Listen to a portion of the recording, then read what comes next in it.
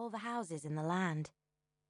But maybe that's just one of Granny's stories, 'cause the old power station's nothing but mouldy old concrete now, and every winter a bit more falls into the sea. Cat turns his head and looks back at me.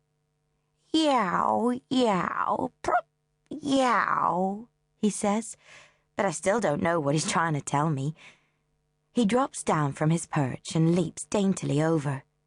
Meow, he says, looking right in my face. And then he reaches up and sinks his teeth right into my hand on the tiller. Ow! I cry. What was that for? But all I can work out is he's upset about something. Could be anything. A storm, whales, me missing a good shoal of fish, him thinking I'm not going fast enough. Tell me what the matter is, I say. But he's too worked up, just paces in circles growling. I should be able to work out what Cat's saying by now. That's the whole point.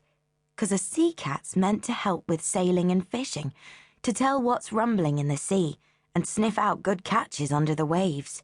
But I still haven't got it. Lon Hindle says that's all the more reason why I shouldn't be allowed to keep him. Went round pretty much everyone in the village, telling how Cat should be taken off me. But luckily Granny stood up for us, and there's none of them captains who'd cross her. He chose Lily herself, and you know it can't be undone if the cat chooses. That's what she said, hobbled her way down to the old moon where everyone was drinking and smoking and discussing it. I wasn't allowed in, of course, what with being only a girl, but I peeked through the window and saw all the captains nodding in agreement, like the wise men at Christmas.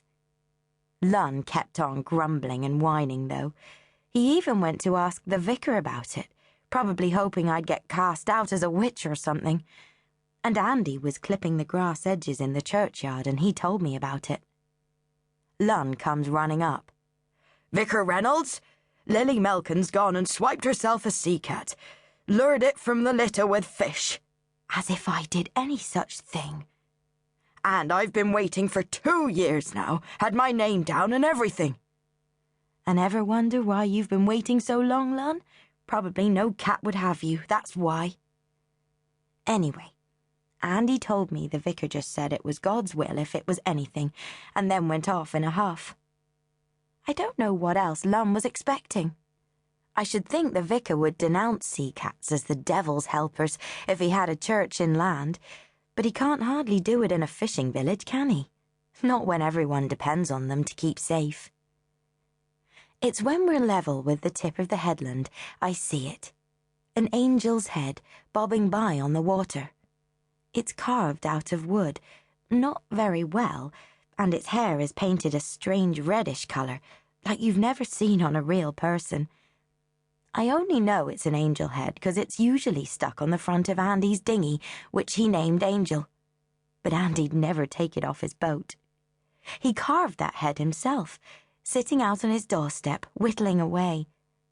Even when the old boys who sit down by the harbour laughed and said it looked more like a pig than an angel, he still kept on at it. By now, Cat's growling and yowling and leaping about like a crazy thing. It's all I can do to keep him from climbing up on top of my head. And while I'm fighting him off and staring open-gobbed at the head which is floating south, headed for Espana, I hear a noise like whoomp up on the headland, and the old station's on fire. Of course, the station ain't actually burning. It's the beacon. A great pile of wood and kindling kept dry and stacked up on a raised platform. 'Cause a fire at Station Point can be seen at Witham, and then they'll light their beacon. And the fires'll be lit all along the coast until they reach the garrison at Chichester. But there's only one reason to light the beacon, and that's Reavers. Now I know why Cat's been in such a frenzy, and my hands go sweaty cold.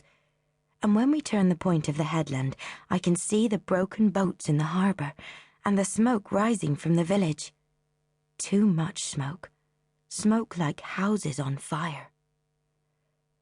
I look from the smoke to the wreckage of the boats floating in the water, to the beacon blazing on the headland,